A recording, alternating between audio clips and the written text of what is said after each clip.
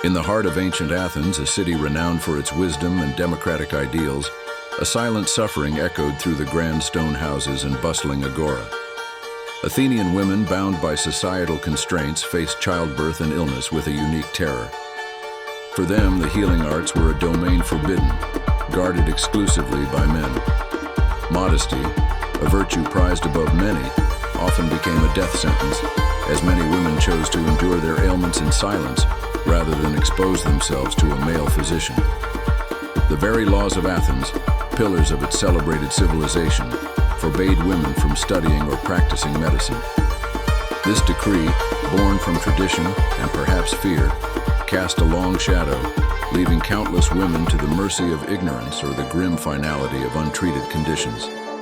The air, thick with the scent of olive groves and the distant sea, also carried the unspoken anxieties of its female populace, a quiet desperation for a touch of healing that understood their plight, a voice of solace from one of their own. This was the Athens into which Agnodice was born, a world of intellectual ferment for some and restrictive silence for others. Agnodice, a young woman of keen intellect and a compassionate heart, observed this disparity with growing unease. She saw the fear in the eyes of her friends and kinswomen, heard the hushed stories of suffering, and felt a burgeoning resolve to challenge the status quo. The call to heal was strong within her, a persistent whisper that drowned out the societal chorus of, "You cannot." But how could she, a woman, penetrate the male-exclusive fortress of medical knowledge? The path seemed impossible, yet her determination was a formidable force. Legend tells that she sought out Herophilus, a renowned physician known for his progressive, albeit discreet, views. Perhaps he saw in her the spark of a true healer, or perhaps he too recognized the injustice of the law. Under his secret tutelage, Agnodice delved into the complexities of the human body, absorbing knowledge of herbs, anatomy, and the delicate art of diagnosis. She learned in shadows, her passion a hidden flame against the winds of prohibition. Every lesson was a risk, every new understanding a step further into forbidden territory.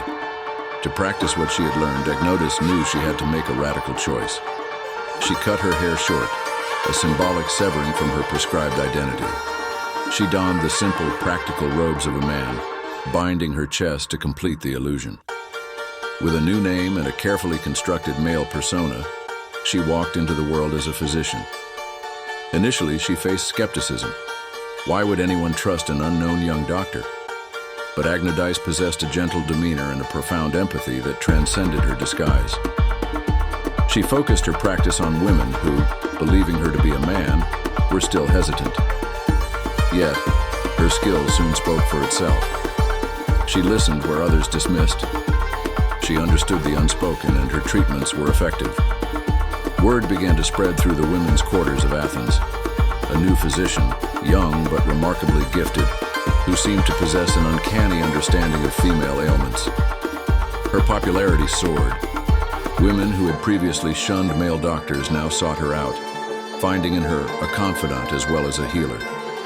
Her success was a testament to her skill, but also a dangerous beacon in a world unready for her truth. As Agnodice's reputation grew, so too did the envy and suspicion of her male colleagues. They watched, perplexed, as their own female patients began to dwindle, flocking instead to this newcomer. How could this young upstart, this unknown entity, achieve such success where they, with their established practices and public legitimacy, were failing? Whispers turned into accusations. They couldn't comprehend her success with female patients, and their minds, steeped in the prejudices of the era, leaped to a scandalous conclusion. This new doctor must be seducing his female patients, using illicit means to gain their favor and steal them away. The charge was serious, a stain not only on Agnodice's disguised persona, but on the integrity of the medical profession itself. The male physicians, their pride wounded and their incomes threatened, banded together. They brought their accusations before the Areopagus, the High Court of Athens, demanding that this charlatan be brought to justice for his supposed crimes against decency and medical ethics.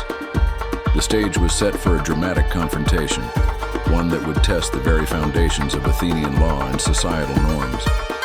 Dragged before the stern-faced judges of the Areopagus, Agnodice stood accused. The air in the court was thick with condemnation. Her accusers, a formidable array of established physicians, laid out their case, painting her as a deceiver who preyed on vulnerable women.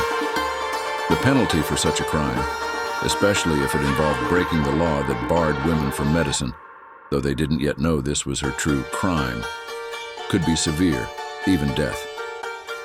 Agnodice listened, her heart pounding, but her resolve firm. When it was her turn to speak, she knew she had only one defense, a truth so audacious it could either save her or seal her doom. With a steady hand, in a moment of breathtaking courage that silenced the entire assembly, Agnodice reached for the fastenings of her robe. She lifted her tunic, revealing to the astounded court that she was, in fact, a woman. A gasp rippled through the crowd. Judges and accusers alike stared in disbelief, their accusations of seduction suddenly rendered absurd, replaced by the stark reality of a different, more profound transgression. A woman had dared to practice medicine. The initial shock in the courtroom quickly gave way to outrage among the male judges and physicians. She had not only broken the law by practicing medicine as a woman, but she had also deceived them all. The calls for her punishment intensified, but then something unexpected happened. A commotion arose from the back of the assembly. A crowd of women, many of them Agnodice's patients, surged forward. They were the wives, daughters, and sisters of some of the most influential men in Athens, and they would not stand by and see their healer condemned.